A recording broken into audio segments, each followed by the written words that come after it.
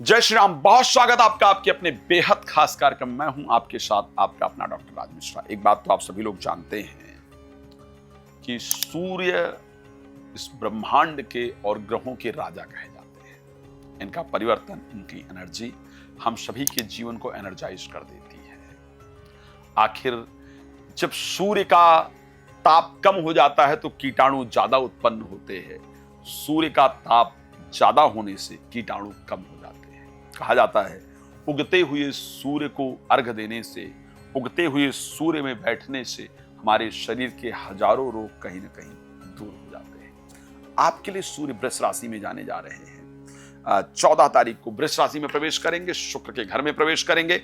आपके लिए उसका रिजल्ट क्या होगा इस पर चर्चा करेंगे, लेकिन आपको एक बात बता देता हूं, यदि आप श्री राम कथा, श्रीमद् भागवत कथा, श्री शिव महापुराण की कथा मेरे द्वारा कराना चाहते हैं, कराना चाहती हैं, तो उस परिस्थिति में आप मेरे साथ संपर्क कर सकते हैं और आप उसको करवा सकते हैं। मेष राशि के लिए बात कर लेते हैं। सूर्य का परिवर्तन कैसा होगा? मेरे दृष्टि से बहुत शानदार होगा। सेकंड हाउस में पंचम भाव के स्वामी का परिवर्तन आपके जीवन को बहुत बड़े बदलाव कराने वाला होगा। ऑलरेडी वहां पर बृहस्पति कुछ दिन साथ में दोनों लोग रहेंगे, तो इंटरव्यू में सफलता दिलाने वाला, शब्दों के माध्यम से पैसा दिलाने वाला, कुटुंब में मांगलिक कार्य का आयोजन कराने वाला, विद्या में मन को लगाने वाला, ब्रेन को बहुत शार्प करने वाला होगा। ये परिवर्तन आपके जीवन में धन की वृद्धि कराने वाला जरूर होगा, इसको ध्यान रखिएगा। वृष राशि के लिए बात कर लेते हैं। आप ही की राशि में परिवर्तन करेंगे और यहां पर परिवर्तन करके 4th हाउस के स्वामी होकर के अपने से 10th हाउस में गोचर करने के कारण आपके जमीन से रिलेटेड अगर कोई विवाद है तो उसको दूर कराने वाले होंगे। वाहन का लाभ आपको कराने वाले होंगे, आपको चमकाने वाले होंगे। कई बार हमारी दिल से इच्छा होती है ना कि इनसे मिलने तो हमारा मजा आ जाए, तो जिनसे मिलने की दिल में इच्छा है उनसे आपकी मुलाकात ये जरूर कराएंगे, इसको ध्यान रखिएगा। तो सूर्य का परिवर्तन आपके लिए शानदार रहेगा। अगर मैं मिथुन राशि के लिए बात करूं कि सूर्य का परिवर्तन कैसा होगा, साहब आपके 12th हाउस में 3rd हाउस के स्वामी होकर जाएंगे। आपके लिए परिवर्तन इतना शानदार नहीं है। कॉन्फिडेंस लेवल को काफी कम करने का प्रयास करेंगे। जो भाई बहन मेरे अपने हैं, जिनको मैं अपना मानता हूं या मानती हूं, वो हमसे दूर जाएंगे। उनके द्वारा कोई ऐसा कार्य किया जाएगा जिसके कारण मन बहुत खुश नहीं होगा। मैं जो कह रहा हूं उसको नोट कर लीजिएगा। मन खुश नहीं होगा, मन में बड़ी अशांति होगी। तो पारिवारिक रिलेशन, स्पेशली भाई बहन या भाई बहन जैसे जो लोग हैं, उनके द्वारा किए गए कार्य कहीं ना कहीं आपको पीड़ा देने वाले होंगे। सूर्य को जल देते रहिएगा, अच्छा होगा। कर्क राशि की बात कर लेते हैं, जहां पर 11th हाउस में 2nd हाउस के स्वामी का गोचर, कुछ जगह पैसा लगाएंगे, पक्का बता रहा हूं। 14 तारीख के बाद कुछ इन्वेस्टमेंट आपके द्वारा किया जाएगा, चाहे वो शेयर मार्केट हो, म्यूचुअल फंड्स हो, या फिर प्रॉपर्टी हो, या किसी चीज में। और जैसे ही पैसा लगाएंगे उस चीज के रेट हाई हो जाएंगे, तो आपको लगा वाह ये गजब हो गया, हमने यहां पैसा लगाया और हमारा पैसा बढ़ गया। तो इन्वेस्टमेंट कहीं होगा और उस इन्वेस्टमेंट से आपको बहुत लाभ होगा। ये सूर्य आपके लिए करने जा रहे हैं, ये सूर्य आपको देने जा रहे हैं। बात कर लेते हैं राशि सिंह को लेकर के, जहां पर 10th हाउस में सूर्य का परिवर्तन होगा। 10th हाउस में लग्नेश का परिवर्तन ये दिखा रहा है किसी विशेष चीज के लिए बार बार प्रयास किया जा रहा है और वो सफल नहीं हो रहा था, और उसका रिलेशन प्रोफेशनल लाइफ से है। बार बार कोशिश की जा रही ये वाला काम हो जाए और बार बार असफल हो रहा है, बिल्कुल अटका हुआ लास्ट मोमेंट पर कि ये हो जाए तो मजा आ जाए, वही काम आपका करवा देंगे।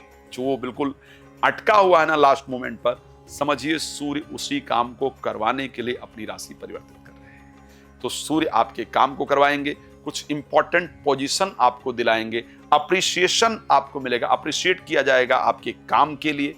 गवर्नमेंट क्षेत्र में जो कार्य रुका हुआ था वो आपका बनेगा। तो सूर्य का परिवर्तन आपके लिए शानदार रहेगा।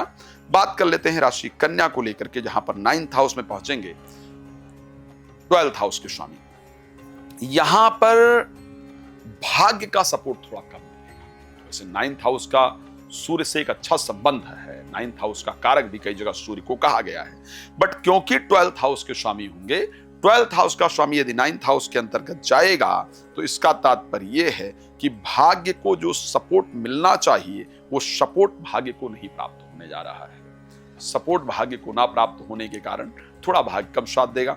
आपको रेगुलर सूर्य को जल देते रहने की आवश्यकता है, जो आपके लिए फायदेमंद होगा।